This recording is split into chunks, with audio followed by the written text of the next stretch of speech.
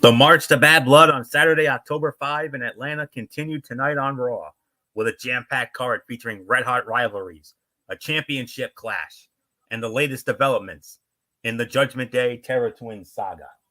What went down? How did each match and segment play out? And what did it mean for the flagship show moving forward? Find out now with this recap of Monday Night Raw, for this is Ridiculously Raw. Hey there, welcome everybody to Ridiculously Raw, the most must-see show on YouTube and streaming.com today. I am your host, Anthony Florio, joined as always by good old MF Michael Fletcher and the Phenom, Michael Bullock. Mr. Bullock and I fresh off another one of our legendary Raw chats as always. And oh my goodness. If I had to describe this show in 3 words tonight, those 3 words would simply be out of control.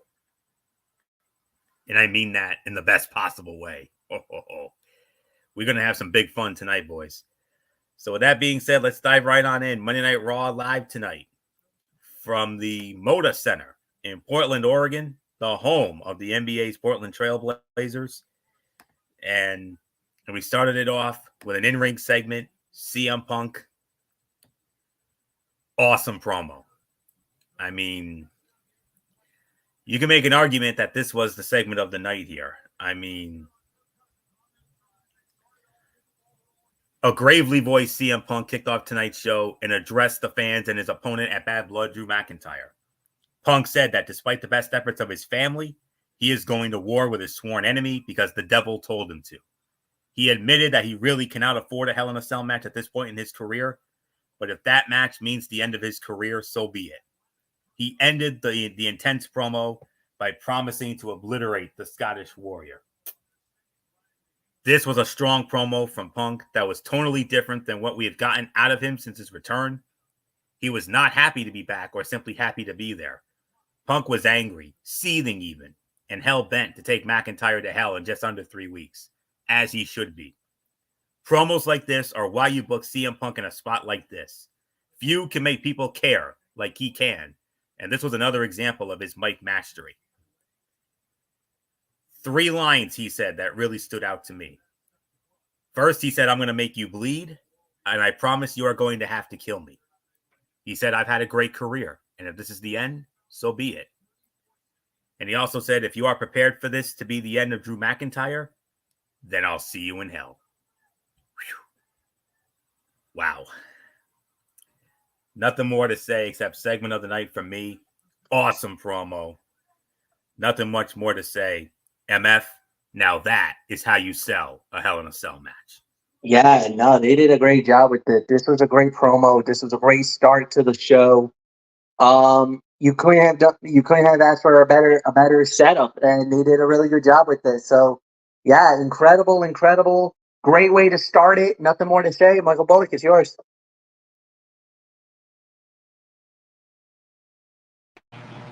Yeah, I mean, now this is the way you start off Monday Night Raw with an intense segment like this. I mean, you could just see. I mean, normally CM Punk is in a joyous mood when he comes out, but tonight he was all business. He was all serious because of the heinous actions from Drew McIntyre last week. I mean, a couple of weeks ago, when stuffing those beads like right down his throat to the point that he was bleeding from the mouth. I mean, he says, "I'm going to end Drew McIntyre or I'm going to die trying." And yeah. And I'll tell you this, boys. I mean, when these two face off in Hell in a Cell, and I'm going to be honest with you, I've seen a lot of gruesome Hell in a Cell matches in the past, but I think this one here, I think it could get gruesome. I mean, with the words that have come out of CM Punk tonight, and with what Drew McIntyre is capable of, I think we're going to see blood, and I think we're going to see violence here, because I mean, these two, they just literally cannot stand each other. I mean, I'm gonna ask you this, guys. I mean, I'm just gonna say right now, and I don't know if you'll agree with me. This will be not. This is not going to be your typical Hell in a Cell match, correct? Correct. Yeah, because it's going to be violent. It's going to be. There's going to be blood. I'll tell you that, because with the way that rivalry is going right now, I would be surprised if either one of those guys come out of that Hell in a Cell without injury. And Bullock, tell MF what you told me earlier, what you think they should do, a la AEW. Well, I mean, I don't know if he'll agree with me on it, but they should make this a non-sanctioned version of a Hell in a Cell match. I mean, it's like I said earlier. With the way this rivalry is going right now, this Hell in a Cell match should be non-sanctioned because of what could possibly go down at Bad Blood. And that's going to give the new meaning to the term Bad Blood. I don't think we've ever had a non-sanctioned Hell in a Cell in the history of the WWE. Yeah, So I mean, this would be a first if they did that, but normally the Hell in a Cell stipulation is violent enough that you can say in a way it is non-sanctioned. Because the only way to win the match is by pinfall or submission inside the ring. Which inside means the cell. anything goes. Yeah. I mean, So do you think we could see some things like maybe like them crashing through the cell like we've seen many times before? it's possible, but the thing is, remember, this is a bigger cell. This isn't the Hell in a Cell that Shawn Michaels and Undertaker fought originally. This cell is and even Undertaker and bigger. Mankind. It's wider. It's like it's more than 20 feet. I think it's like maybe 22, 23 feet high. The new version of the Hell in a Cell.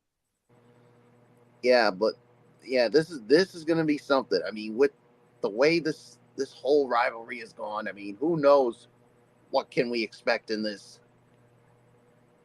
And like I said, I think this is going to be one of the most brutal Hell in a Cell matches that we've seen in a long time. And like I said it before, and I'm going to say it again, I'll be surprised if either one of these guys come out of that cell without injury. Correct? Correct. I wouldn't be surprised on that one, no. So, a powerful segment there by CM Punk. So, there's really nothing more for me to say. Let's move on, Florio.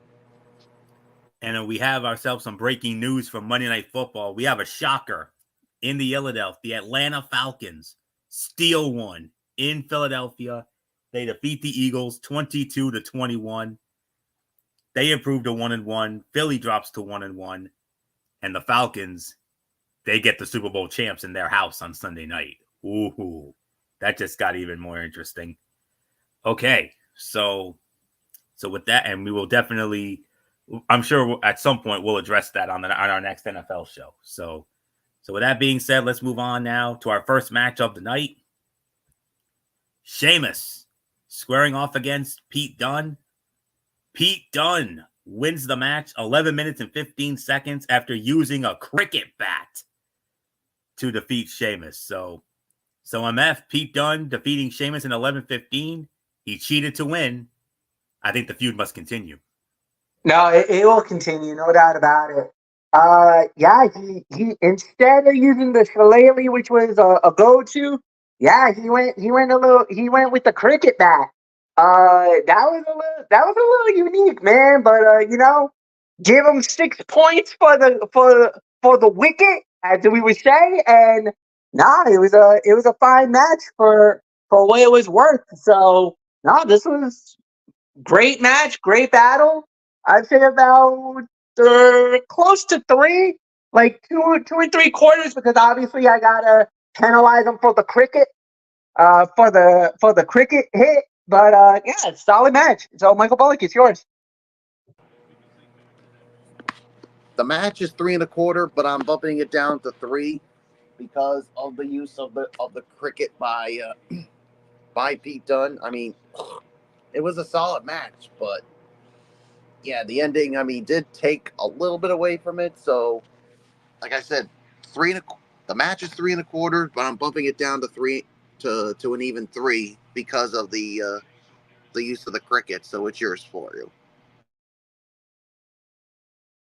I'm actually going to give it 3.5, but I'm going to bump it down to 3 1/4 because of the finish there. It felt too soon for this feud to be over, so an outcome that extended it and allowed Pete Dunne to build momentum and heat was due. That is exactly what we got, and it worked with the fans who had chanted Butch at the antagonist earlier, booing him in his chicanery by the match's end. And that's really all I can say on that. So feud definitely must continue here. We don't know how it will continue, but it will continue nonetheless. So for me, I'm going to give this an excess. Like I said, I'm going to give it 3 1/4, down from 3.5, and one of the top matches of the night for sure. Definitely in the top 3. Next up, we had Natalya squaring off against Zoey Stark. And Natalya wins the match in an even 7 minutes. So Michael Bullock, Natalya winning in her 175th career match on Raw here tonight over Zoey Stark, even 7 minutes. Yeah, I mean, it was a solid match. I'll give this about an even 2.5 for the effort here. I mean, yeah, this is only Natalya's second match back in a while. So, yeah, obviously they want to continue to get her over here. So, it's a 2.5-star match for me. So it's yours, Florio. Yeah, 2.5. I could honestly say by default the worst fight of the night. Even though it wasn't all that bad. The match featured perfectly acceptable wrestling that was interrupted significantly by a commercial break that never allowed it to build momentum and reach its fullest potential. The talent involved in this feud, also including Zelina Vega, Lyra Valkyria, Sonya Deville, and Shayna Baszler, is off the charts. Giving them more time and not hampering it with a commercial right in the middle of the heat portion of the bout is a great step toward ensuring it is not wasted. Why is Zoey Stark losing here? Why is she not making a star for herself right now? She is a star of the future and someone who has more to offer the division than she is currently allowed to, even as a member of Pure Fusion Collective who gets television time every week. So just a little food for thought there, but nonetheless, 2.5 stars by default, the worst fight of the night, even though it was not remotely bad. It's just that all the other matches were just that much better, if I'm going to be honest with you. So 2.5 for me. MF, your thoughts? 3, 2.5. I'm not going to say much more. We're just going to move right on along. So it's yours, Florio. All right, MF, and we move on. Whoa, okay, whoa, slow down. Okay, yeah, just kept going down on me. Okay, all right. Next up, we had another in-ring segment. It was main event Jey Uso, and Jey Uso made his way to the ring to a huge ovation, and the crowd, of course, doing the yeet dance as we did a few weeks ago when we were here, and wasted little time focusing his attention on the yeet indeed, focusing his attention on the Intercontinental Heavyweight Championship that has eluded him since he arrived on the red brand rather. Current champion Braun Breaker interrupted and told Jey Uso that he never needed his dad or his uncle or his name to achieve the success that he has in the first 6 months of his main roster career. He claimed to have done as much in such a short period as Uso has in his 14-year career. And then Jey Uso took a shot at Breaker's short NFL career, dodged a spear, and delivered one of his own to close things out. Another really good segment here. This was excellent. Braun Breaker is great, so much better than his relative inexperience would suggest. Jey Uso showed the fire here that we have not seen since his Bloodline run, and the result was an engaging promo that made his match against Breakker even more eagerly anticipated. We don't have to wait long, guys. We're getting it next week. Next Monday night on Raw in Ontario, California. Braun Breakker will defend the Intercontinental Heavyweight Championship against main event Jey Uso. Breakker said, I didn't need my dad. I didn't need the name. He also said, you're nothing without your family.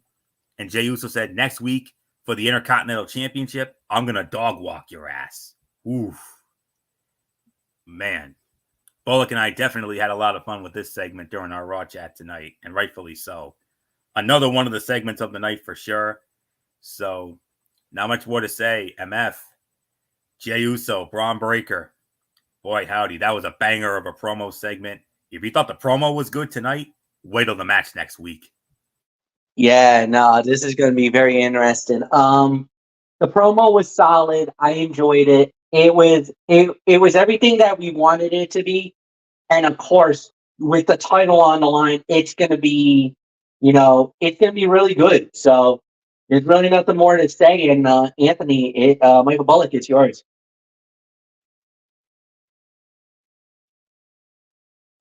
Yeah, I mean, this was another good promo here. I mean, even so much so, there were times Jey Uso was, took some shots at Braun Breakker, especially about his short NFL career. And I was like, whoa, talk about going there and then some. So, and basically ended up getting a spear on Braun Breakker. So, yeah, we're getting the match next week. Braun Breakker, Jey Uso for the Intercontinental Championship. Will it be a really good night for him? We'll have to wait and see. But if that happens, Florio, you know what you and I will be saying that night. Yeet. Yeet. Just like we did 3 weeks ago. So it's yours. Oh man, the fun we had doing that. I mean, it's one thing to watch that. It's one thing to watch the Yeet dance on television, but to experience it live and in person as we did 3 short weeks ago, man, that's something I'm going to remember for the rest of my life. I'm telling you right now, it was that amazing. So, man, Ontario, California, brace yourselves. You're going to be in for one hell of a match next week. And if they're smart, I think they should make this the main event next week. So, just saying. All right.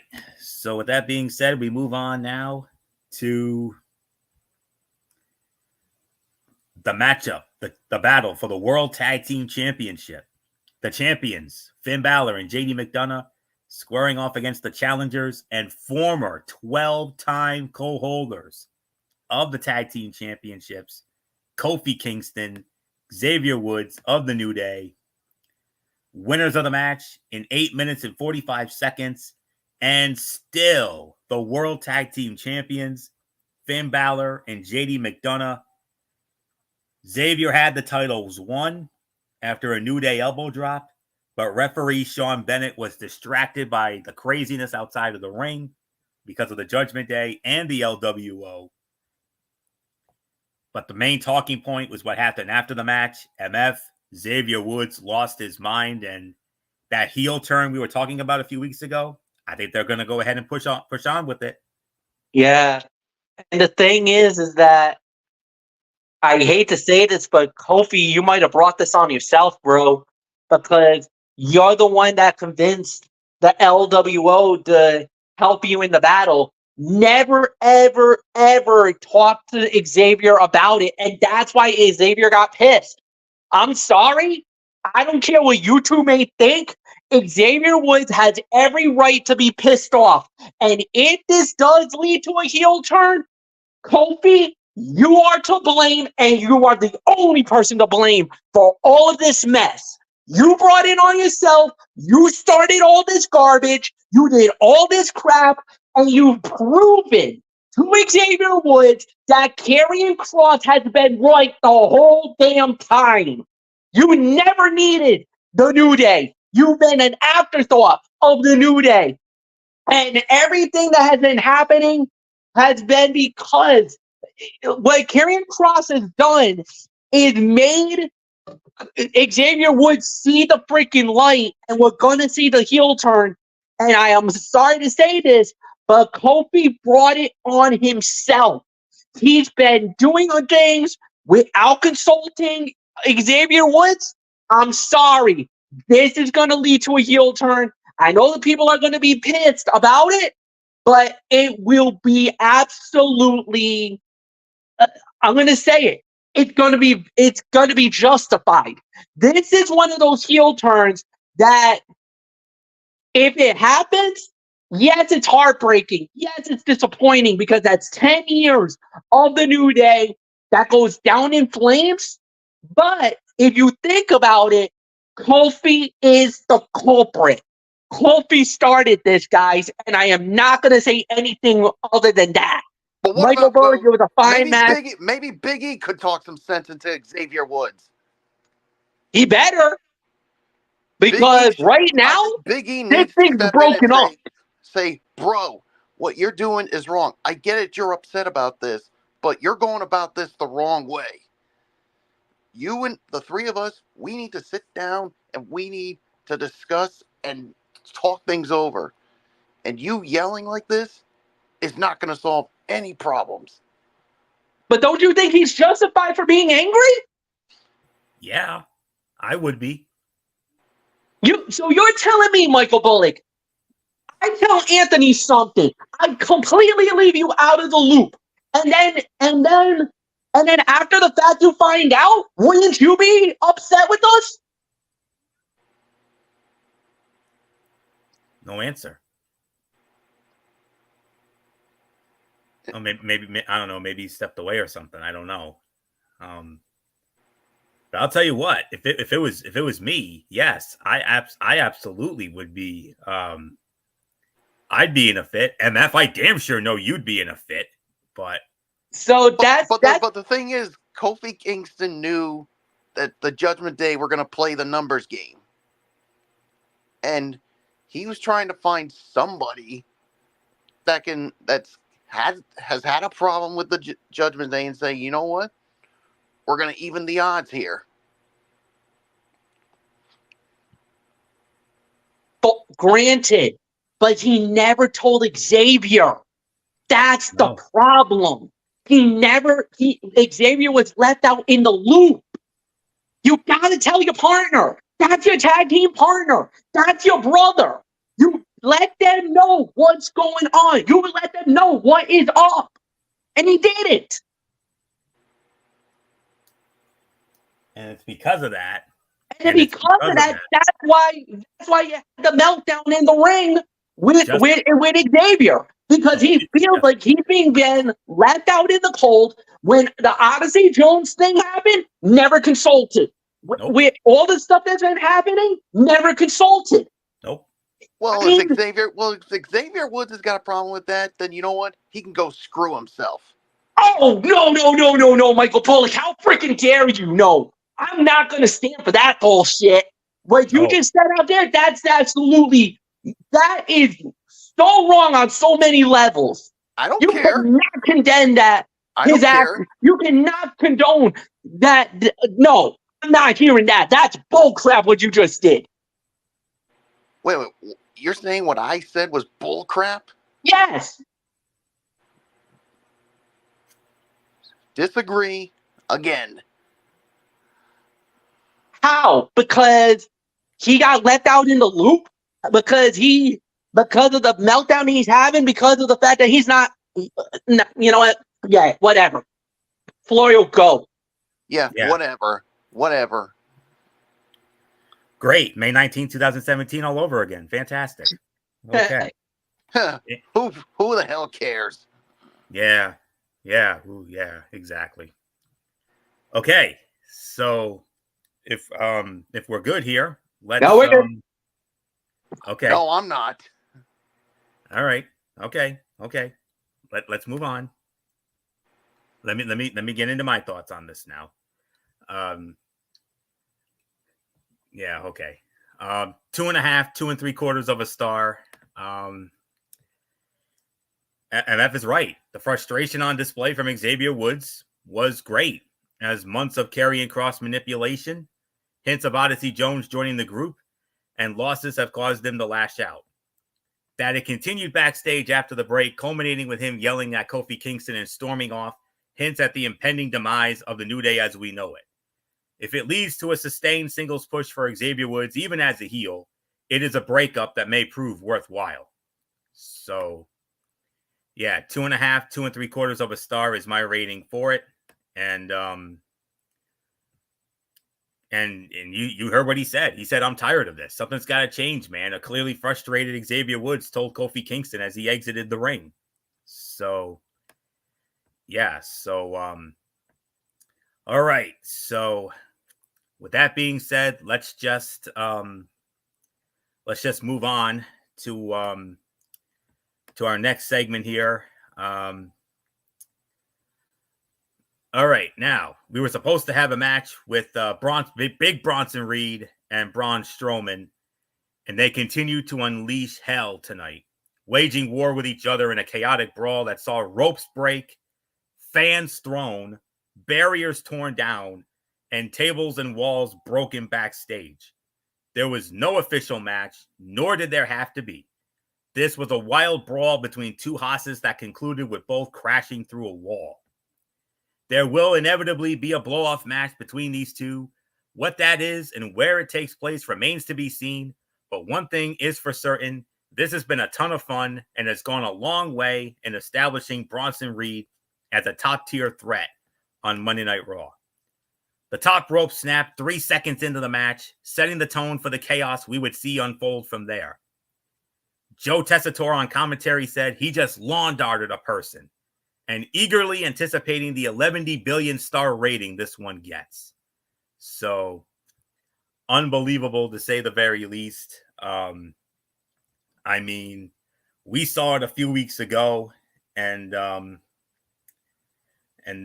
that's really all there is to say on that. So, yeah. So, okay. So, all right. We got Bullock back. Yeah, I'm guessing he probably needed a cooling off period. I don't blame him. That's a good idea. So we're just gonna regroup, and we're gonna get it. And unless you want to kick me off the show for the rest of the night after my unprofessional actions. Not at all. Not at all. I mean, that was totally unprofessional on my end.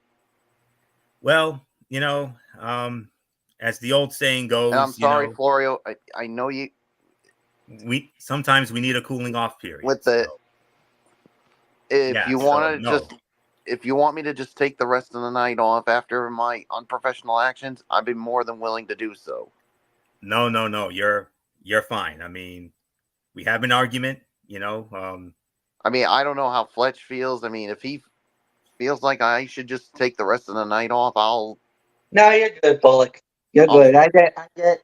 Like I said what I had to say. I felt, yeah, but I was doing it more for storyline purposes. I wasn't trying to make a personal attack. That was not the meant. I was just trying to call you out on something that I thought you was on my end. Yeah, I just thought you was wrong on the storyline purposes, and that's why I called you out on it. It wasn't that I was trying to. And now that I think of it, Fletch, after thinking about it for a little bit during my time away, I do agree with you on everything you talked about. So that's all. No, it's just I felt like storyline wise, I got why Xavier was mad, and I thought he was being vindicated the whole time. Once the minute you said that comment, that's why I tried to call you out. It wasn't that I was calling you out as a person. I was trying to call you out on your stance at Xavier Woods. That's what got me angry. But after I went away for a little bit, I did some thinking, and you were right. I mean, what Kofi did was wrong. He should have went to Xavier Woods for whatever it doesn't matter what it has to be. So It's about the connection here. And that's why I kind of talk, and that's why I try to reason with you by saying, putting yourself in Woods' shoes. Would you have been mad if I would have told something to Florio and kept you out of the loop? And that's what I was trying to go for. And I don't know, for some odd reason, I guess you didn't catch it. But that's all right. It's water under the bridge. It's all said and done. And we're moving on. Reason. I want to use another example. I mean, it's kind of like with me and Mary Ellen. If we don't connect on certain things that we're talking about, that could be a problem. Oh yeah, absolutely. I try to do better with that. Yeah. So hey, we all do. Yeah. It doesn't matter if it's boyfriend, girlfriend, parent to a child. Communication's always it's the key in everything in life. And Kofi failed with that tonight. Yeah. And I get why he's trying to help. And I get why he needed the help. He asked for the LWO, which is fine. It's justified. But you never let Xavier in the loop. Now, like you said, hopefully Biggie can come in, have a little bit of a powwow, tell the boys, hey, wait a minute, fellas. Let's just take a minute, cool off. Let's take a powder here. If they do that, maybe the New Day is fine. But I still think they're turning heel. I think the damage has already been done. And what Karrion Kross was saying, I hate to say this, but I think Kross is going to end up being right all along. Mm-hmm. Even though his mind is twisted, he's not, that's the wrong guy to be listening to. But think about it. Remember what Scarlett told Karrion. You already got through him. Let the rest happen. She knew this was about to explode. Mm-hmm. Karrion fed those little seeds of doubt. He let him in. And now it's starting to fester in and it's starting to seep through. And so that's why I'm saying what I'm saying. But that's besides the point. It's done. Yep. So Florio, you were talking about the Strowman thing? Strowman and Reed? Yep. Okay, freaking. Let me just get your synopsis here because I got stuff to say. Before I do, I just want to let all of our fine fans know out there. I just want to put out a disclaimer. That concludes the dramatic portion of this show tonight. Oh Lord. So that concludes the dramatic portion of this show tonight. And now for the rest of the show, guys, let's have some big fun. And hopefully for good, as far as I'm concerned. Yes. I doubt it'll be done for good. Well, I think there'll be another moment or something where it won't be as explosive as tonight, but I think there'll be some disagreements in the near future. Yeah. Well, hopefully at least for a while. That's what I'll say. Yeah. I thought we were going to have our own New Day implosion for a minute. Oh, no. I was getting nervous. Nah. But as the old saying goes, hey, brothers fight, that's what happens. And not the first time. It probably won't be the last. I personally hope it is, but, it is what it is. But I think to put it all to bed, I think MF was trying to be the heel commentator. Am I correct on that? No. I actually wasn't. Okay.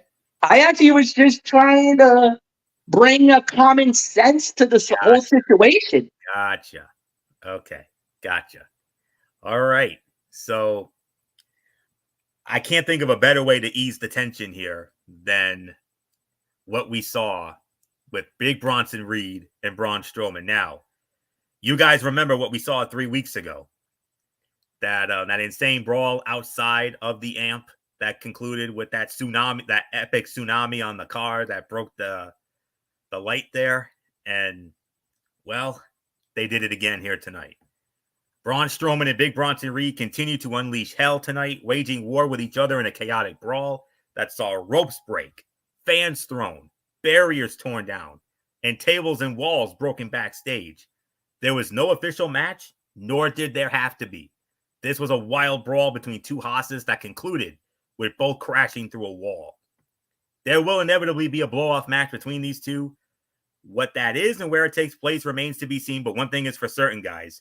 This has been a ton of fun, and it's gone a long way in establishing Big Bronson Reed as a top-tier threat on Monday Night Raw.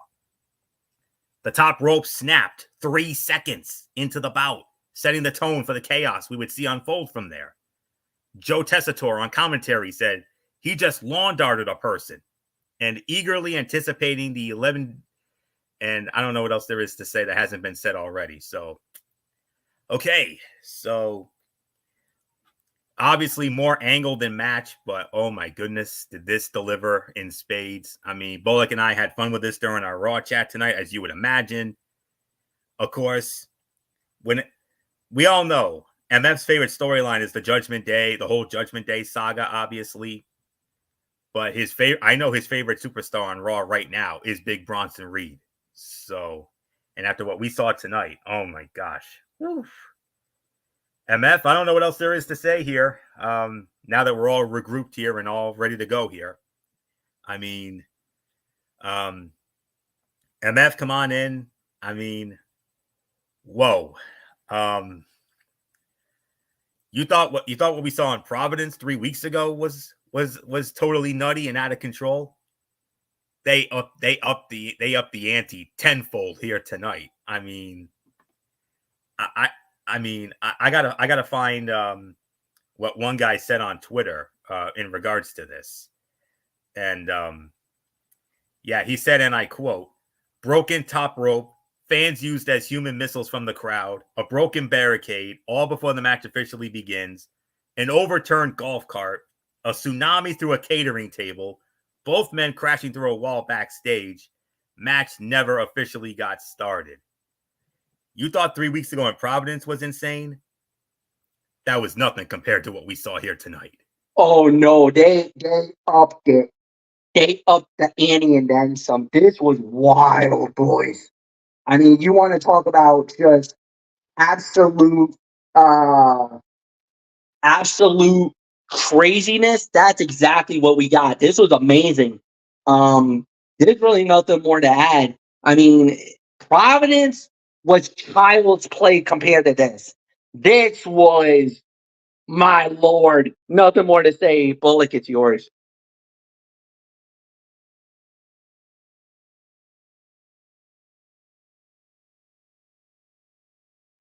Bullock, are you there? Okay. Yeah, I mean, what man? When we saw this Florio, it was just completely, utterly, I mean, insane. I mean, it, like you said, if you thought what we saw in Providence was crazy, this took it to a whole nother level. And yeah, and yeah, and all I gotta say is, there's really nothing more for me to say. I mean, at the end of the day, this feud must continue. So, yes. so yeah, all I can say is whenever they meet again, they better find a way to reinforce that damn ring. Yeah.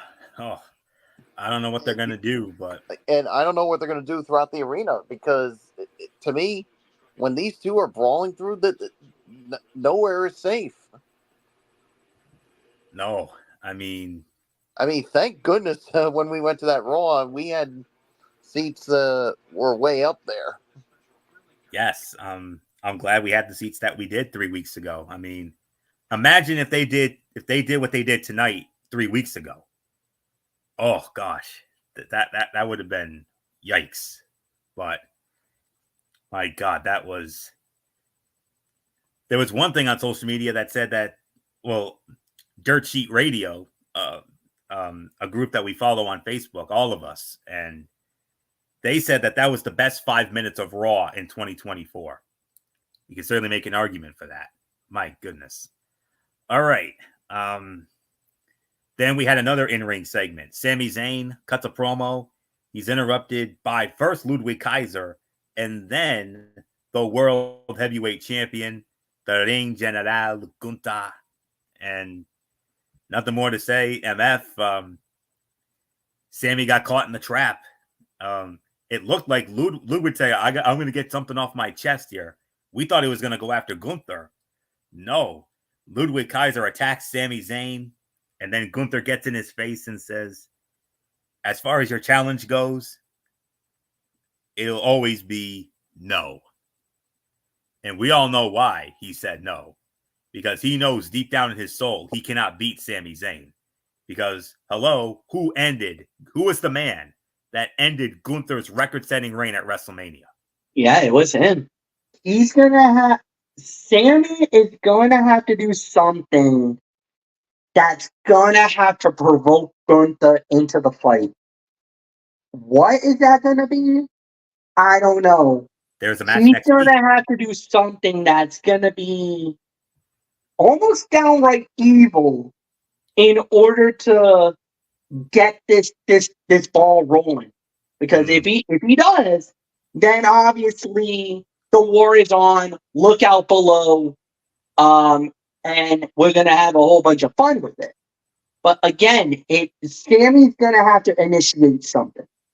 He's gonna have to initiate something. But Next week. we'll see. At some point, he's going. But what's gonna be, I don't know. So nothing more to say. Michael Bullock, it's yours. And one other thing to remind you guys of, next week, Sami Zayn and Ludwig Kaiser 1-on-1. Yep. Read into that what you will.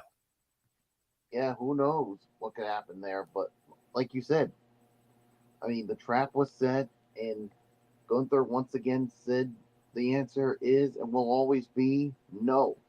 And the thing is, Fletch, what have you said about the champions Champion's prerogative. Prerogative. Yeah. I mean, he has every right to reject. He doesn't have to necessarily take every challenger he wants. He can pick and choose whoever he wants to take on. Not an issue. Yeah, and there are people who are probably saying, "Well, why don't you be a fighting champion and accept his challenge?" But like you said, because of that, he has every right to do what he did. So, like you said, it's going to take something evil or something that's going to provoke Gunther. Which He's probably going to have to re-show him the clip at WrestleMania. If I'm Sami Zayn, I'm rolling back that WrestleMania clip that I can do that to you. And that's why you're a chicken shit and you don't want to fight me. Because I beat you at WrestleMania and you can't get that out of your damn head. Exactly. Brilliant call. That's exactly what you do. That provokes Gunther. That brings them out. That was said because what does he do? What is the one thing you can't do to him? He's prideful. You gotta take a shot of his pride. You gotta assault his ego in order to provoke it. You do that, you got yourself a world heavyweight championship fight. Exactly. Okay. So, World Heavyweight Champion Gunther continued to deny Sami Zayn's challenge for a title shot, working with Ludwig Kaiser to sucker him into a beatdown at their hand. As the ring general exited the squared circle, Sami countered an attack by Kaiser, left him laying following a haluva kick, stood tall to close out the segment. We are clearly getting Sami Zayn versus Gunther, though maybe not at Bad Blood on October 5. Instead, it would not be surprising if the babyface gets the nod in time for November's Survivor Series in Vancouver. Although I have heard rumors about it being Gunther versus CM Punk at Survivor Series for the World Heavyweight Championship. I don't know how that's going to play out, but regardless of when or where the match happens, their WrestleMania match was an instant classic. Another opportunity to establish their in-ring chemistry and deliver an all-timer will likely motivate champion and challenger to attempt to steal the show. During this, couple of things that stood out, Sami Zayn told Ludwig Kaiser, at least have the balls to speak for yourself. And then Gunther said, Sammy, regarding your challenge, my answer is and will remain no. So, and then backstage, Damian Priest told Liv Morgan in a backstage confrontation that she has balls, something the rest of the Judgment Day does not, before vowing to beat Finn Balor at Bad Blood and Dominic Mysterio later tonight. And with that being said, we move on. Okay, we're going to have some fun with this now. Originally, this was supposed to be Bianca Belair squaring off against Kairi Sane. But Kairi Sane, with that eye injury that she suffered in that mishap a couple of weeks ago, Io Sky takes her place. So tonight we got Bianca Belair versus Io Sky. And Io Sky wins the match in roughly an even 12 minutes. Michael Bullock, we saw this during our Raw chat. All we could say was, what a match. Between two of the best in the women's division, two former WWE Women's Champions. Yeah, I mean, you didn't expect anything less when you had these two in the ring, and boy, howdy, what a match these two women put on. 3.5 stars is my rating for this. I'll say even maybe teetering on 3 3/4, just by the way this match went. So, and of course, remember Io Sky. She pinned Bianca Belair, so you know what that means, Florio. Gentlemen, can you say championship committee moment? Yeet. Yeet. So. Agreed. There you go. So. Yep, that's right. So 3.5, teetering on 3 3/4. That's just how good this match was. It's yours, Florio. I'll even go as far as to give it 3.5 to 4. I mean, Bianca Belair versus Kairi Sane was originally slated for tonight's show before Io Sky approached the EST backstage and a match between them was made. What ensued was the fight of the night to this point, a back-and-forth battle that saw Sky answer Belair's power and raw athleticism with her elusiveness and speed. And late in the match, Belair hoisted Io onto her shoulders for a KOD, but the former women's champion countered into a small package for the win. More of this, please. The chemistry between Bianca Belair and Io Sky was off the charts. This was a fantastic match that gave Io Sky some much-needed momentum as Damage Control looks toward an inevitable Women's Tag Team Championship showdown with Bianca Belair and Jade Cargill. Belair's shoulder to the midsection in the corner was tough. Joe Tessitore revealed that Belair's only singles loss came to Nia Jax in the Queen of the Ring tournament. That is a hell of a stat and reflective of how strongly booked the EST has been in 2024. Io's tope suicida to Belair on the outside of the ring was jaw-dropping. The finish was extraordinary. Excellent work and great timing by both Belair and Sky. I'm just going to pull the damn trigger. 4 stars for me. And you could easily make an argument that this was the fight of the night and one of the best TV women's matches I have seen in quite some time. Wouldn't you agree, MF? I won't call it the best women's TV match in a long time, but it definitely is up there. It is a 4-star. I'll give it. You could even make an argument for possibly fight of the night. You can definitely make an argument for it. It was a great match. It was a great battle. It was a great fight. Surprise outcome because I kind of felt like Bianca was gonna get the win here.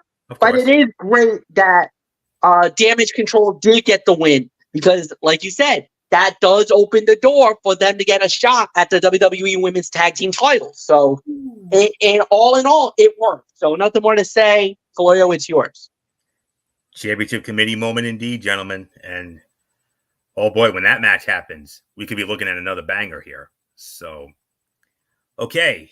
And now we move on to the main event of the evening. But before we get into that, let's set the table for next Monday's show from Ontario, California. We will have the return of Drew McIntyre. Drew McIntyre, he's going to have a rebuttal. He's going to have something to say about that amazing promo by CM Punk to kick off the show tonight. And we have 2 main event caliber matches next week. Sami Zayn goes one-on-one with Ludwig Kaiser. and the match that I hope they make the main event, Braun Breaker, main event Jey Uso, Intercontinental Heavyweight Championship. My God, that's going to be something. Ontario, California next week. Main event of the evening. Damian Priest squaring off against Dominic Mysterio. Damian Priest wins the match in an even 13 minutes. I got to say this was, I'll tell you what. Damian Priest's victory over Dominic was short-lived as the Judgment Day immediately attacked. The numbers game proving to be too much for the Archer of Infamy and Rhea Ripley. The heels beat down the babyfaces for the second consecutive week as WWE Creative rehabbed their credibility following Dominic and Liv's loss to Damian and Rhea at Bash at Berlin. The heels looked like a dominant force as they stood tall over the fallen bodies of Priest and Ripley, ready to reclaim their spot at the top of the Raw roster at the expense of the Terror Twins. The match between Damian Priest and Dominic was a fun one, full of great spots and extracurricular activity before the crowd-pleasing finish gave way to the heels shining bright. Priest versus Balor and Ripley versus Morgan at Bad Blood have the real potential to be a couple of show stealers as the fans continue to eat this storyline up, especially MF. I would say by a smidge, this was the second best fight of the night. I'm going to give this about 3.5 to 3 3/4 of a star. Ripley took out Morgan, flying over the announce table and ensuring she would not have an impact on the outcome. Dominic got some air on the South of Heaven that earned Priest the win, a great visual and emphatic finish. And I think Braun Breaker may have missed his cue by a second or two as Jey Uso arrived to make the save, only to have to wait for a moment until the Intercontinental Champion exploded from out of nowhere to wipe him out with a spear. And now you make the outcome of that match a little more unpredictable because as you saw it earlier on, Jey Uso stood tall with the belt and briefly had the belt in his hand. You're thinking, okay, booking 101, Braun's going to win. Braun laid out Jey Uso. Now we have something to think about here, guys. It does even it out. It does even it up. And I think that, and you have to commend Papa H and the creative team because now that match can literally go either way.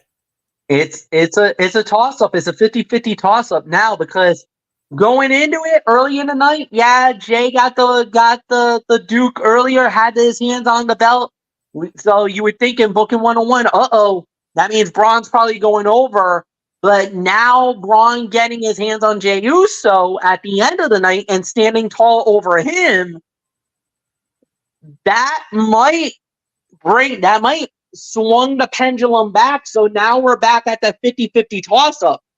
Even though I think Braun Breaker's going to win it, because I think the Judgment Day is going to screw over Jey Uso because of Jay getting involved in their business with the Terror Twins. I think that's going to cost them the title. Okay, so, but like I said, as far as the main event is concerned, hold on, Bullock. 3.5 to 3 3/4 of a star is my rating for it. So, second best fight of the night. So, MF, your thoughts on the main event outside of 3.5, 3 3/4. I basically said everything I needed it to say. There's nothing more to add. Bullock, go ahead, brother. It's yours. Yeah, 3.5, 3.5, 3 3/4. Yeah, you pretty much said everything on it. So overall review. And MF starts it off. I'll say 8 to 8.5. This was a banger. This was a really good Monday Night Raw. Like you said, this show was completely out of control in a good way. I enjoyed it. I loved it. Bullet, go. Yeah, 8.5 for me as well. I mean, yeah, this was a really good show here, but there is one thing I did forget to mention during that the tag team title match, and Florio and I talked about it. And Fletch, I want to get your thoughts on this. Well, Florio, why don't you set it up? I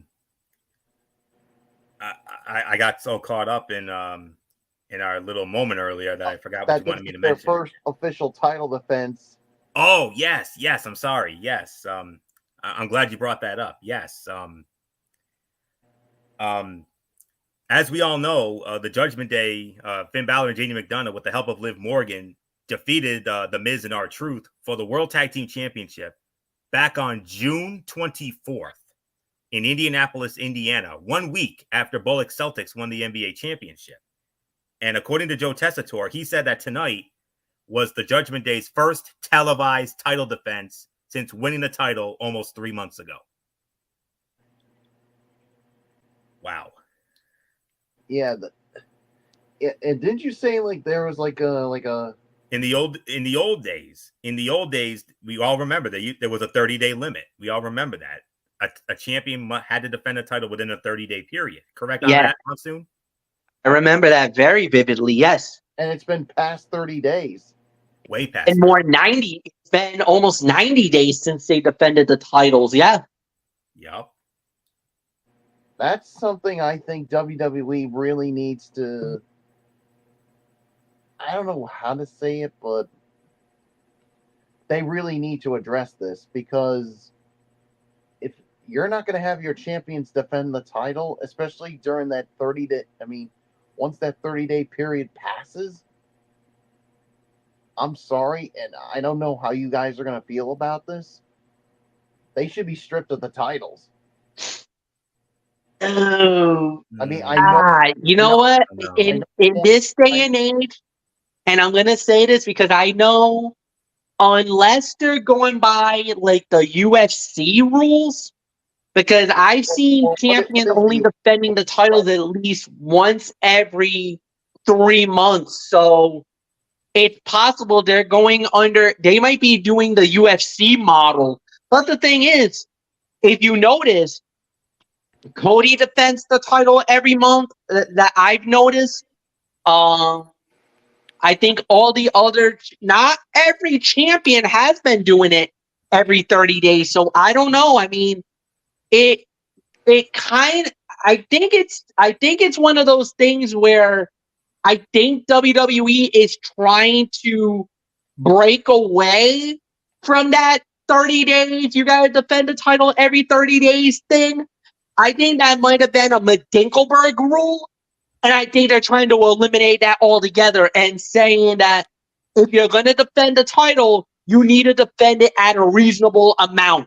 So, but the thing is that even though they're not defending the title on television, I'm pretty sure they're defending the titles on house shows and events away from WWE television. Maybe that's why they're getting away with that rule, where maybe they're doing it every 30 days. Maybe they're doing it on house shows. We just don't know about it, Bullock. I think that's why. As far as them televised title defenses, that's where you can make a stink about it.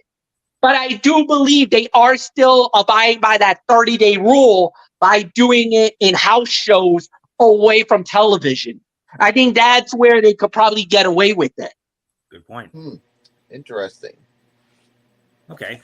So 8.5. I think it's time for. Well, I got to give my thoughts. Oh yeah, your thoughts. Yeah. This was an extraordinary episode of Raw, maybe the best in a year at least. CM Punk's promo at the top of the show set the tone for the night before giving way to a fantastic promo segment from Jey Uso and Braun Breaker. 2 great matches in the form of Sheamus versus Pete Dunne and Bianca Belair versus Io Sky, and the latest chaos from Bronson Reed and Braun Strowman. Everything hit here and served a purpose as WWE approaches Bad Blood. The fans in Portland did not hurt, delivering a top 5 atmosphere. 8.5 is the correct rating for this. Special Tony's take here tonight, guys. As I am going to be giving you the results of the TNA Victory Road special that went down this past Friday night from San Antonio, Texas. It went, oops, I grabbed the wrong one. Hang on 1 second here. Okay, I got it now. Okay. Victory Road took place from the Boeing Center at Techport in San Antonio, Texas. It aired exclusively on TNA Plus. And here are the results. And there's one result that I know is going to make us all very happy, especially Michael Bullock. First up, we had 2 pre-show matches. Leon Slater squaring off against Kushida. Kushida winning the match 7 minutes and 52 seconds. The other pre-show match, a tag team matchup. Eric Young and Steve Macklin teaming up against Alexander Hammerstone and Jake Something. Alexander Hammerstone and Jake Something win the match, 7 minutes and 46 seconds. Now to the main card. First up, we had First Class, AJ Francis and KC Navarro, going up against one of the greatest tag teams in the history of this business, Matt and Jeff Hardy, the Hardys. And the Hardys win the match, 9 minutes and 38 seconds. TNA X Division Championship on the line. The champion, Zachary Wentz, defending against the challenger and former champion, Speedball Mike Bailey. Winner of the match in 17 minutes and 32 seconds.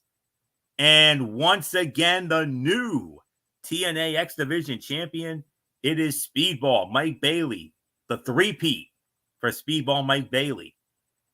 So, and this match got a lot of rave reviews. And I got to tell you, after watching the match, yeah, I can see why it got rave reviews. That was easily the fight of the night. That was 4 1/4, 4.5 stars right there. Amazing match. Go out of your way to see it if you haven't. Knockouts Tag Team Championship.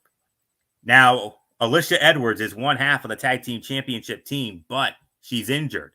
She could not compete, so she had a stand-in, and that stand-in happened to be former Knockouts champion in her own right, the Boricua Badass, Tasha Steelz. So Tasha Steelz teamed up with Masha Slamovich to defend the Knockouts Tag Team Championships against the challengers and former champions in their own right, Spitfire, Danny Luna, and Jody Threat. And remember the caveat here. If Spitfire loses the match, they have to disband as a team. Winners of the match in 11 minutes and 9 seconds. And new Knockouts Tag Team Champions, Danny Luna, Jody Threat, Spitfire regain the titles.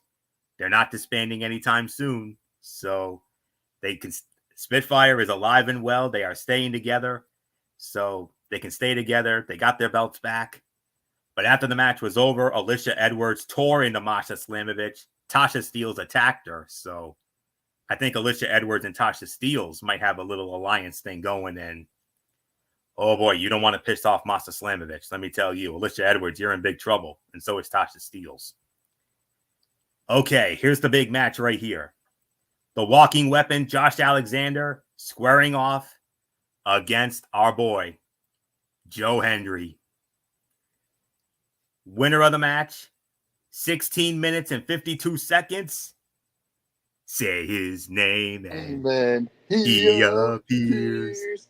I believe in Joe Hendry.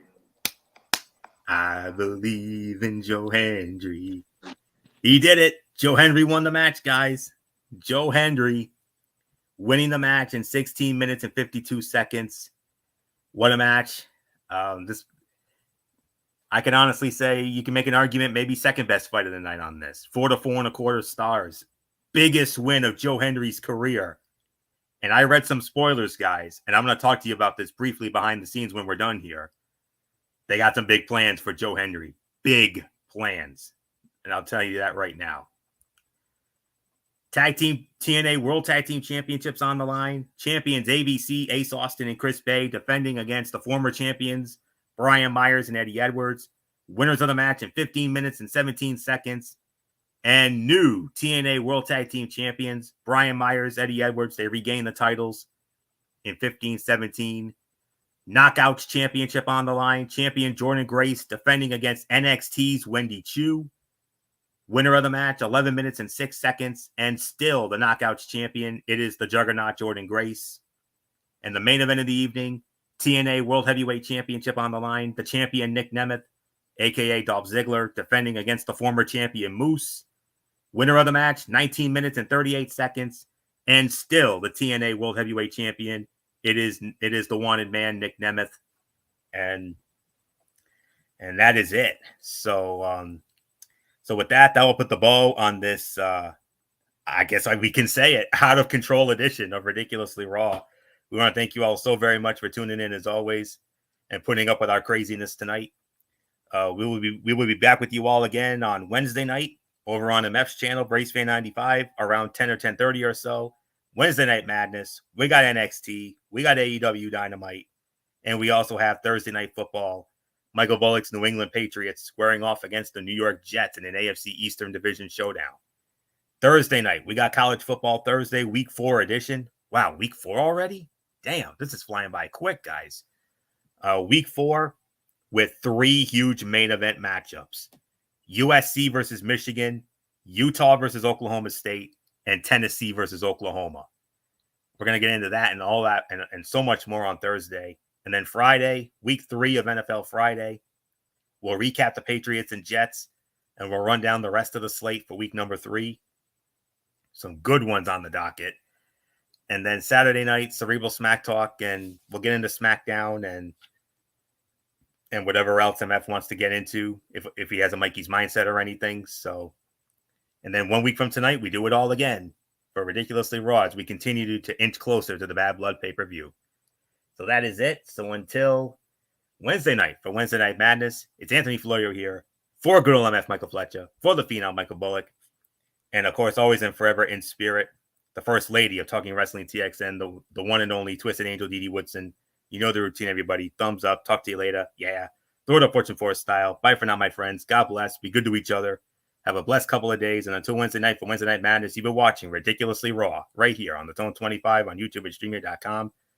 And remember, my friends, no matter what anyone tells you beyond anything else, and especially after what happened here tonight, wrestling is indeed actually real. For everybody who has been a part of this one, for now, Anthony Florio, so long, and bye, everybody, bye.